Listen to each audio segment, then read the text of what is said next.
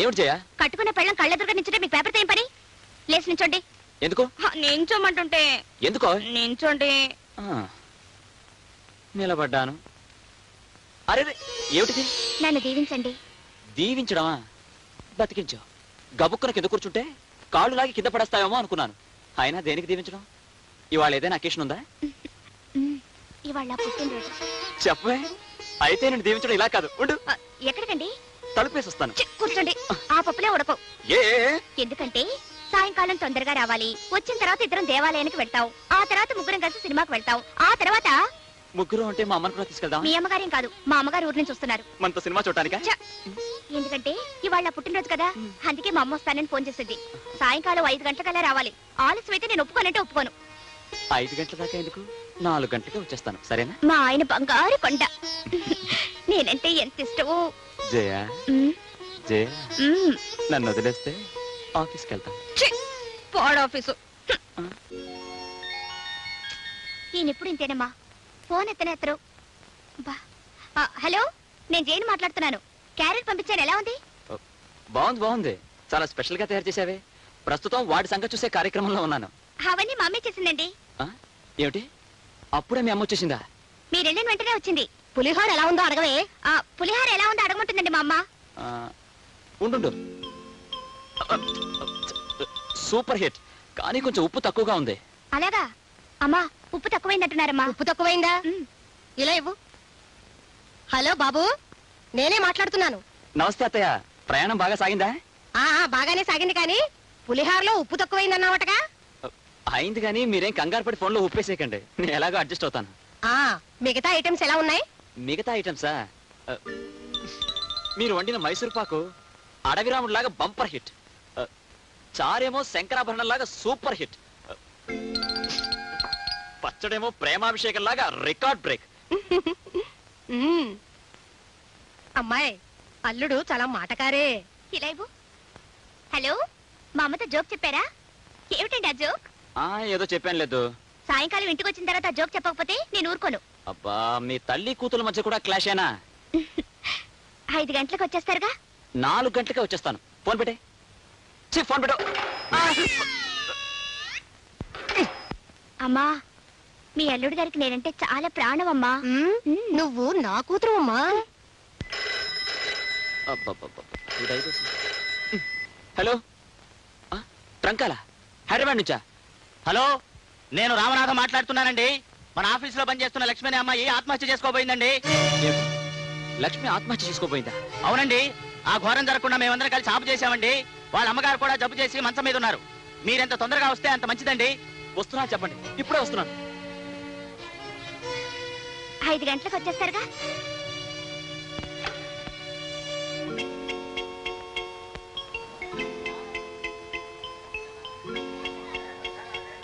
ఏమ్మా జయ, అబ్బాయి ఇంకా రాలేదా? 4 గంటలకు వచ్చేస్తాను. 6 వస్తున్నా ఇంకా రాలేదు. ఓసారి ఫోన్ చేయకూడదు? ఇందాక ఫోన్ చేసినప్పుడే మాటికి ఫోన్ చేయదని విసుక్కున్నారు. ఉండు, నేను ఫోన్ చేస్తాను.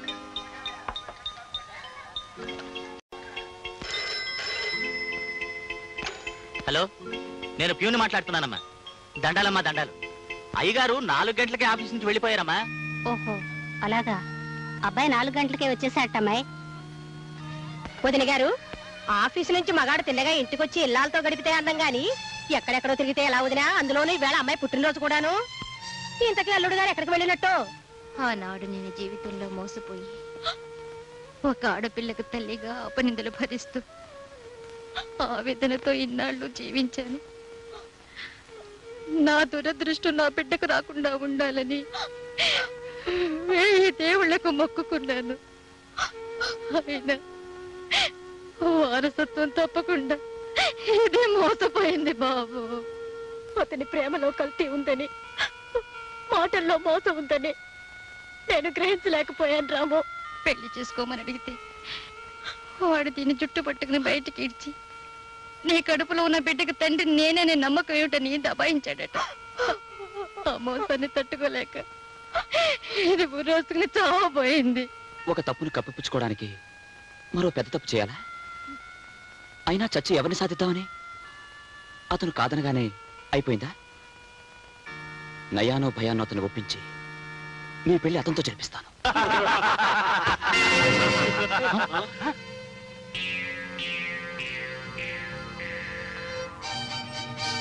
ఎవరు చెప్తా. లక్ష్మిని ప్రేమించినట్టు నటించి పెళ్లి చేసుకుంటానని మోసం చేసి ఆవిడ గర్భవతవగానే నాకేం తెలియదంటూ దబాయించిన శేఖర్వి నువ్వేనా? శేఖర్ని నేనే, కానీ లక్ష్మిని ప్రేమించడం లేదు, పెళ్లి చేసుకుంటానని మాట ఇవ్వలేదు. ఏదో కొన్నాళ్ల పాటు సరదాగా తిరిగాం, దట్స్ ఆల్. అయినా ఆ విషయం అడగటానికి నువ్వెవరు? ఆ లక్ష్మికి అన్నయ్యను. ఓ రాంబాబు అంటే నువ్వేనా brother? Very glad to meet you. పాపం మన ఫ్రెండ్ లక్ష్మి పదే పదే నీ గురించే కలవరిస్తూ అన్నయ్య లాంటి వాడు అన్నయ్య లాంటి వాడు అంటుంటే ఎలాంటి అన్నయ్య అని ఒకసారి మీ కాలేజీ మీట్స్ ని ఎంక్వైరీ చేశాను. నీకు దానికి కాలేజీ డేస్ నుంచే కనెక్షన్ ఉందటగా. Shut up! How dare you are! నా ఇంటికొచ్చి నన్నే షటపట్టావరా? అనడమే కాదు, నువ్వు లక్ష్మిని పెళ్లి చేసుకోకపోతే ఇంకా అడ్వాన్స్ అయిపోయి నీ పెళ్లి నేనే జరిపించాల్సి వస్తుంది మిస్టర్ శేఖర్. కాలికి తగిలిన ప్రతి గడ్డి పువ్వుని గుడ్డి గవ్వను ఏరుకుని మెళ్ళో వేసుకోవటానికి నేనేమైనా ఫుల్ అనుకున్నావా రాంబాబు? నాకంటే ముందు నువ్వు సాగించిన ప్రేమాయణం సంగతి వదిలేసినా, దాని కులం ఏమిటో తెలియకుండా, దాని తల్లిదండ్రులు ఎవరో తెలుసుకోకుండా దాని మెళ్ళో తాళి కట్టడానికి నా వాళ్ళెవరూ ఒప్పుకోరు. చెప్పు, దాని తండ్రి ఎవరు? అన్నయ్య లాంటి అన్నయ్యకే దాని తండ్రి ఎవరో తెలియకపోతే ఇంకెవరిని అడగాలి? ఓకే ఓకే, ఇది తీసుకెళ్ళి దానికి ఏమిటి? శృంగారం పేరుతో అది చేసిన సర్వీస్ కి ప్రేమతో నేను ఇస్తున్న పెన్షన్. You bloody rogue! ప్రేమ పేరుతో అమాయకురాల్ని మోసం చేసింది చాలక పెన్షన్ ఇస్తావురా రాస్కల్?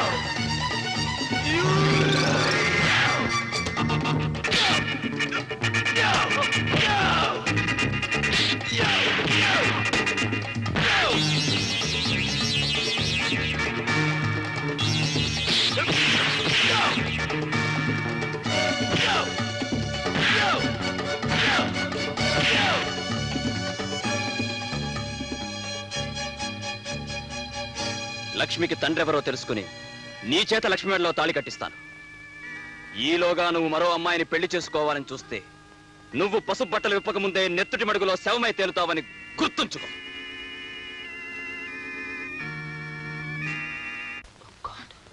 ఏమిట్రామో, ఏమైంది? అదంతా తర్వాత అమ్మకేమైంది లక్ష్మి? నువ్వు వెళ్ళిన తర్వాత అమ్మకు మళ్ళీ గుండె నొప్పి వచ్చింది. How is she doctor? I'm sorry.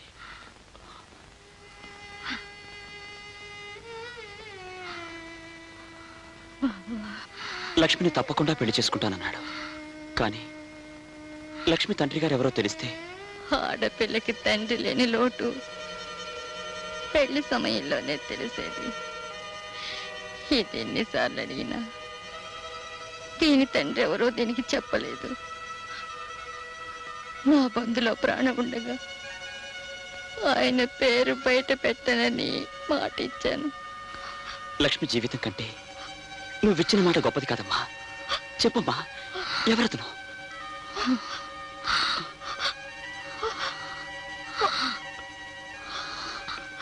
మీ నాన్న. మీ నాన్న అడిగితే తెలుస్తుంది.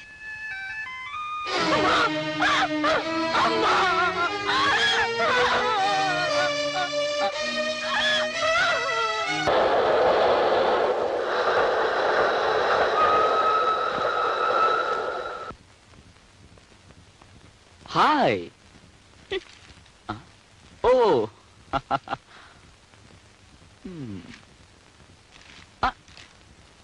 నీ పుట్టినరోజు లేకపోయానని కోపంగా ఉన్నావా? ఆనందంగా ఉన్నాను. సరే సరే, పుట్టినరోజు బాగా జరిగిందా? ఓ బ్రహ్మాండంగా జరిగింది. వచ్చిన వాళ్ళందరూ మీరు లేరని ఎగతాళి చేసి వెళ్ళిపోయారు. ఉరిపోసుకొని చద్దాం అనుకున్నాను, కానీ మీతో ఒకసారి చెప్పి. సారీ డియర్, ఆఫీస్ పని మీద అర్జెంటుగా వెళ్లాల్సి వచ్చింది. కట్టుకున్న పెళ్ళం పుట్టినరోజు కంటే ముఖ్యమైన విషయాలు నా మొగుడు ఉండకూడదని ఆశించి ఆడదాన్ని నేను. కన్న తల్లైనా మగవాడి పనుల్లో అడ్డం రాకూడదనుకునేవాడిని నేను. ఎరా, ఎంత ముఖ్యమైన పని అయితే మాత్రం మాతో ఒక మాట అన్నా చెప్పకుండా వెళ్తావా? పోనీ నీ పెళ్ళంతో చెప్పాడొచ్చుగా. 1956, 57, 58 ప్రాంతాల్లో మీ అమ్మ పుట్టినరోజు 3 నెలల ముందే క్యాలెండర్ మీద టిక్కులు పెట్టుకునేవాడిని. పుట్టినరోజులు టిక్కులు పెట్టుకోలేని మొగుళ్ళని పెళ్ళాలు గౌరవించరా యూసెస్ పిలో. పైగా అంత దూరం నుంచి మా అమ్మ కూడా వచ్చింది. ఇంతకాలం నా కాపురం 3 పువ్వులు 6 కాయలు అనుకుంటోంది. మీరు నా పుట్టినరోజుకి రాకపోయేసరికి ఎంత బాధపడిందో తెలుసా? ఓహో, ఇది కూడా మీ అమ్మ ఫిట్టింగేనా? చూడు, మీ అమ్మ రావడం కంటే నా పని నాకు చాలా ముఖ్యం. పోనీ ఇప్పుడు మీ అమ్మని పిలిపించు.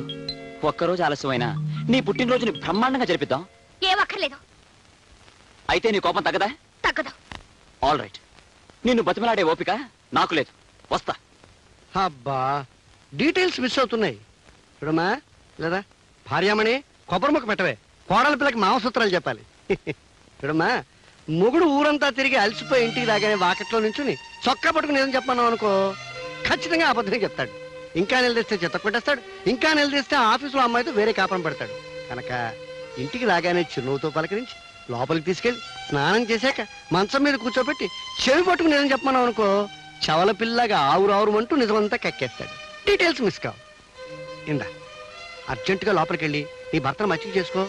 1957, 58, 59లో మీ అత్తగారు నన్ను ఇలాగే మచ్చిక చేసుకుంది, కావాలంటే అడుగు. శుభం. వెళ్ళా అమ్మా, వెళ్ళిపో.